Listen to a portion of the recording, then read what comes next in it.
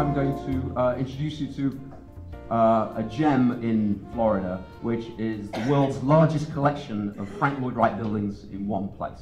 And it's Florida Southern College in Lakeland. So, this is the two chapels on the campus. On the right-hand side here, if I can just find... This was Frank Lloyd Wright's minimalist period.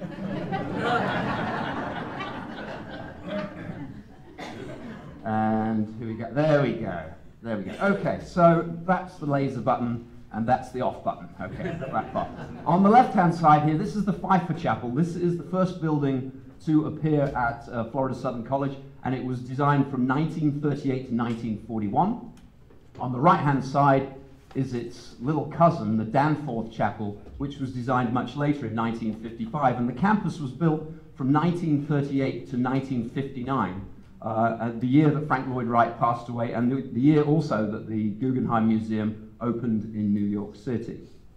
So, when I first arrived at Florida Southern College, it was 2002, and a friend of mine, some of you may know Diane Smart, who was the president of the Broward Trust for Historic Preservation. I was having a conversation with her, and she said, "Did you know, Robin, that Frank Lloyd Wright's largest collection of buildings are here in Florida?" And I said, "What are you talking about, Diane? That's just not possible." So she said, "No, it is. It's true, and it's up in Lakeland, Florida. Why don't you take a drive up there?" But I was completely blown away. These were taken on the same day, but this one was taken about 45 minutes later than this one. So you can see the effect that the weather has on the architecture. Something Frank Lloyd Wright was very in tune with, and he always used to say that nature was his God, and he always spelt nature with a capital N. So Frank Lloyd Wright's contribution to architecture today we can see throughout the whole sustainable building movement, with the LEED buildings that are going up left, right, and center. And really, what is happening today in that arena is an evolution of the philosophy of Frank Lloyd Wright's architecture. So this is the Pfeiffer Chapel. That's the building on the left from the previous photograph. Once you walk into the central auditorium here, it is filled with natural light. And one of the things that I chose to do when I was taking these photographs was that I decided that in order for me to honor Frank Lloyd Wright's architecture, that I was only going to use natural light. There are no photographic lights, there's no flash, there's no tungsten lights, there are no lights used in any of these photographs. It is all natural light, which is exactly the way that Frank Lloyd Wright intended it. Now, as you can see, there's a lot going on in this photograph, architecturally speaking anyway, and you can see Frank Lloyd Wright's favorite color here, Cherokee red. Up here, you see these are chevrons, and chevrons are another repeating theme throughout the campus, which is an interesting thing for other reasons, but it's a Christian campus, but Frank Lloyd Wright's theme of the chevron is something else that is not part of the Christian tradition.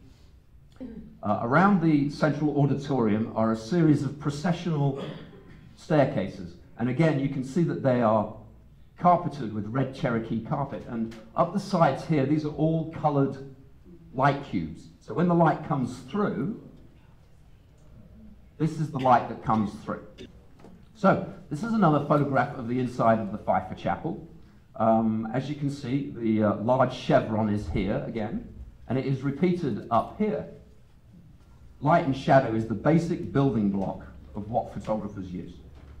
Architects use light and shadow in their buildings, as you can clearly see, to delineate their space. So we've got this wonderful marriage, and that's what architectural photography plays around with. So up here, in the local tradition, this is known as the bicycle rack up here. The light pours through this sunlight, the sunlight pours through, and you can see it coming down here, and then something really magical happens. This is the central altar of the Pfeiffer Chapel. What happens here is the light is pouring through the skylights at the top of the building and projects this light with these chevrons here onto the central altar. And one of the great things is the connection between nature and architecture that Frank Lloyd Wright brings to the table. So on the inside of the Danforth Chapel, that's the smaller chapel, that's this chapel here. That's this one here. So this is the stainless steel window. And what happens is you walk in this door here, and right in front of you is this plain concrete wall. It's 1, 2, 3, stop. And you're looking at this wall and you're thinking, what's going on here? This is a Frank Lloyd Wright piece of architecture. But it's a little bit similar to walking into the Guggenheim Museum. And then you enter the space and this is in front of you. It's absolutely remarkable. So you have these colors of nature. You have the red, Cherokee red. You have this beautiful yellow. And the light filters through into the space and causes a beautiful experience for the visitor. And this is one of Frank Lloyd Wright's back-breaking chairs. And this is also, you can see the light coming through and the gorgeous tones that he used. As you walk around the Danforth Chapel, what happens through the day is that the sun projects through the windows and there's a crucifix right in the central altar of the Danforth Chapel. And as you move around the day, this crucifix goes all the way around the chapel. Kind of magical. So at Florida Southern, there is 1.5 miles of these so-called esplanades here, and they interconnect the buildings together as a holistic whole. Here's another photograph of the esplanades, and as you can see, a lot of the architecture is very complex geometrically. So as you can see, the campus has an organic nature to it. It was voted the most beautiful campus in America. Frank Lloyd Wright called this campus Child of the Sun, after a tiny little poem that he said, "Out of the ground and into the light, a child of the sun."